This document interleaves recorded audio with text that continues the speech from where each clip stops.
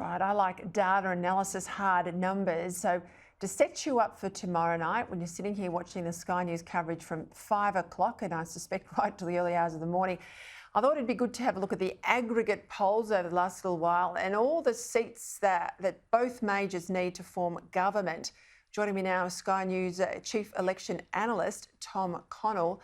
Tom, let's start with the polling. We've had Ipsos out today. We're expecting a news poll around 9 p.m. tonight. Give us a sense of where the polls have taken us over the last little while. That's the important thing to note, isn't it? Not just where we are, but where the trends of these polls are. So beginning here with Ipsos, look at the last poll here. 3 points up the coalition primary vote. So yes, a tightening and 2 points coming off the Labor vote. The issue here, One Nation up one, is that coalition vote. Let's compare that to the last election. They're down 6.4% on the primary. That's bad news for the coalition. Look, you might have expected that two-party preferred to tighten a bit more. It's 53-47, but on that primary vote, it's a very low primary for the coalition. It remains a problem. So tightening is happening. What about news poll? 37, 38, 39, 38. So Labor pretty steady here. That's why this next news poll is going to be fascinating, Peter. Will we see a significant tightening? The coalition may be getting up towards the high sort of 30s on that primary and in some sort of position where they can form a government. If they stay at 35, again, that's a big dip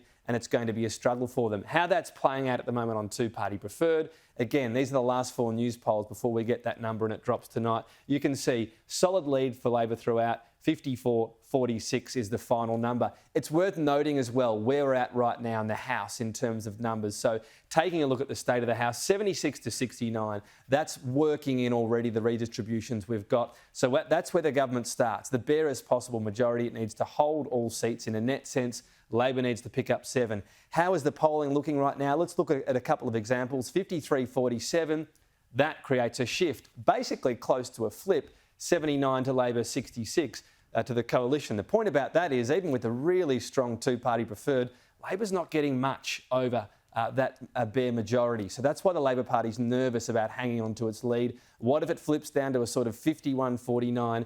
How does the state of the House look at that point? That's where you're going to get very nervous times for Labor, because even though they're ahead on two-party preferred, this is uniform swing. Uniform swings don't happen, but that would have Labor just behind the coalition and a scramble for minority government. Now, talk to me about preferences. We know that the Greens' preferences come back to Labor very disciplined about 80% of the time. Sometimes it can be 55-45 to the coalition from Palmer preferences and One Nation preferences.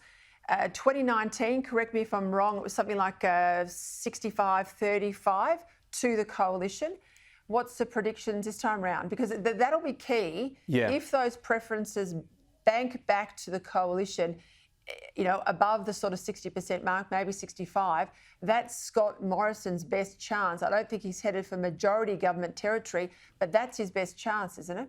Yeah, of sandbagging some seats, but also maybe picking up some unexpected ones from Labor in the outer suburbs. So UAP, One Nation, likely to do better in those outer sort of suburbs and also in the regions in Queensland. You mentioned that split before, Peter, as well. So you're right, 65-35 is how they ran last time for the coalition in terms of One Nation and also UAP. Traditionally, if you go back, they do bounce around a bit, but they're in the low 50s. That was a big surge. Look, both major parties talking to me about it think they'll hold something close to 65-35, possibly even go higher, because Clive Palmer's made it clear what he's doing on preferencing in seats that matters.